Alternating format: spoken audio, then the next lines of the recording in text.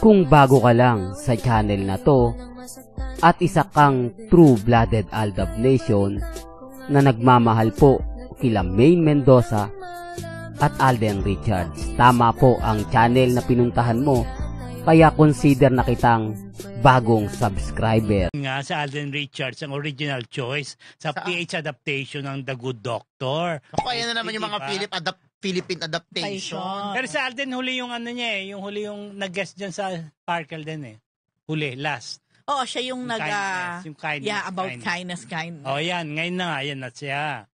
Ayun na nga. So, nagulat ako kasi hindi ako aware na si Alden Richards pala ang original talaga na dapat gaganap sa role ni Ju-woon sa The Good Doctor. Hindi ako aware na si Alden Richards pala ang original talaga na dapat gaganap sa role ni Ju-woon sa The Good Doctor. Si Ju-woon siya yung gumanap sa Korean drama.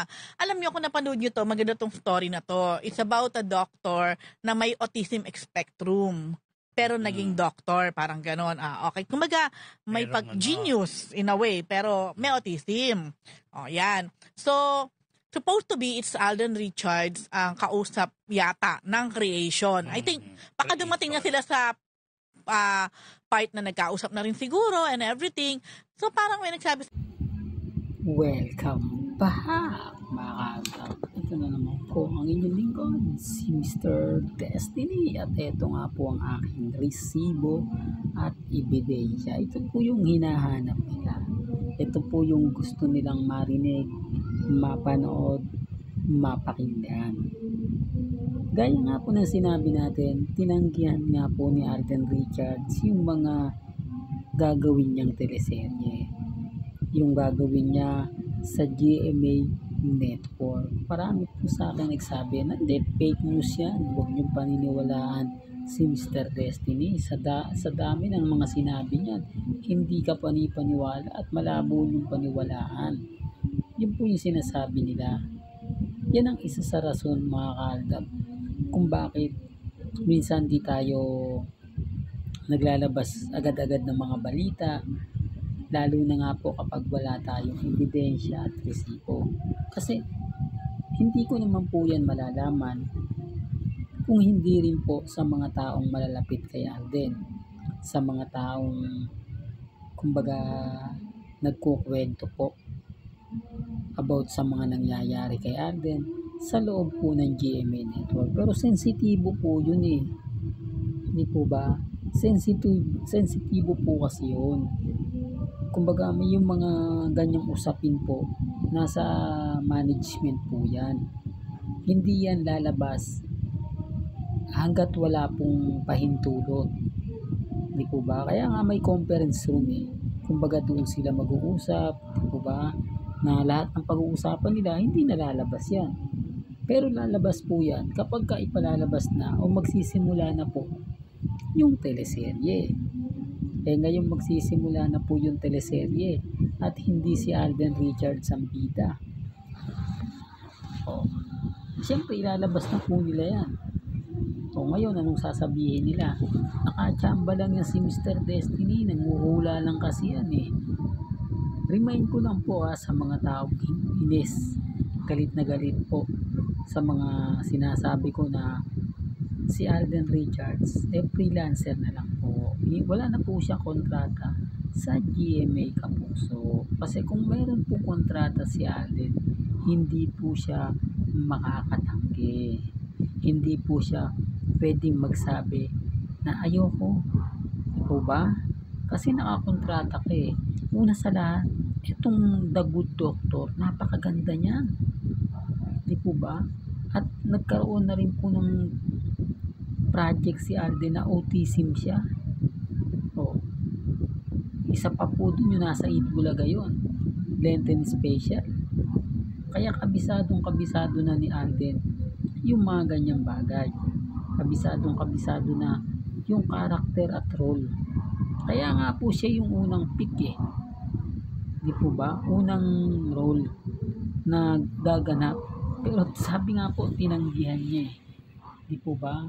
Pero kung may project, kung may kontrata ka, sa tingin mo, papayag ang management na tumanggi ka, malaking offer yan at malaking napakagandang istorya niyan.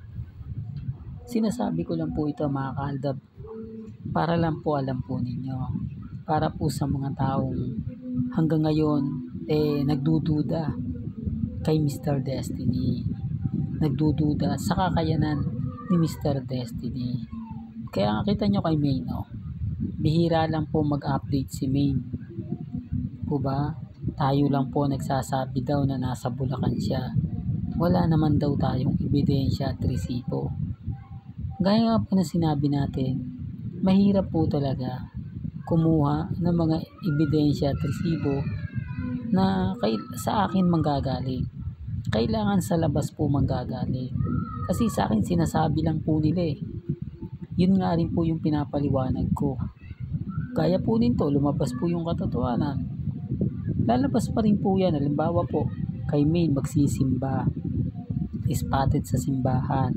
Yan, kakalat ang mga photos niyan. Katulad na sabi natin wala siya sa District 1. Paano kung nasabi yan? Karamihan po ng mga taga District 1 hinahanap si Maine. Dahil kailangan ng suporta niya kay congressman. Wala Hindi nga po nakikita, hindi nga po raw nagsisip pa. Doon pa lang may mali na Doon pa lang masasabi nyo na kumbaga may punto. Pansin nyo po ba, yung singsing nga po ni Mengay, bibihira niya na suotin. At yung mga OOTD ni Alden, sumasabay naman po yung OOTD ni Maine.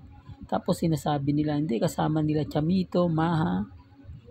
Yan yung pinapaliwanag ko, mga kaaldab. Lumalabas si Mengay, pumupunta sa mga kaibigan niya na hindi namamalayan. Pero si Alden may ganap. Common sense na lang po sa mga hindi nakakagets at nakakaintindi.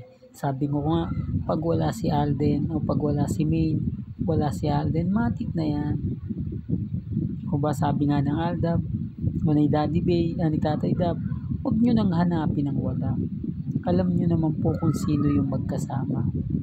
Alam nyo naman po kung sino yung taong totally na nagmamahal at sumusuporta sa real life couple. Although sabihin nila na wala tayong mga ganito ganyan, okay lang po yan. Hindi po ako namimili. Kung ano po yun sa palagay nyong tama at kung ano po yun sa palagay nyo at paniniwala po ninyo, syempre nire-respeto po yan ni Mr. Destiny. Yun naman po yung gusto ko lagi, yung maging kumbaga ilabas po ninyo yung gusto ninyong sabihin. Hindi ko naman po dinidelete lahat ng mga comment na yan. Patunay lang po na kumbaga pabor man o hindi sa akin yan, masasakit yan. Ang katwiran ko mga kaaldab, sino nga po ba yung nagsasabi ng totoo? At sino nga po ba yung gumagawa ng mga issue lang? Ako may napatunayan, sila meron nga po ba? Yan ang katotohanan na hindi po nila magawang tanggapin. Hanggang dito na lang po ang ating latest updates. Kaya kung gusto nyo pa po ng pinaka-latest at sariwang update, abay lagi lang po kayong tututok dito po sa channel ni Mr. Destiny para updated kayo sa mga bago at sa mga latest na i-upload po natin maya-maya lang. Hanggang sa muli, salamat po sa panonood at pakikinig.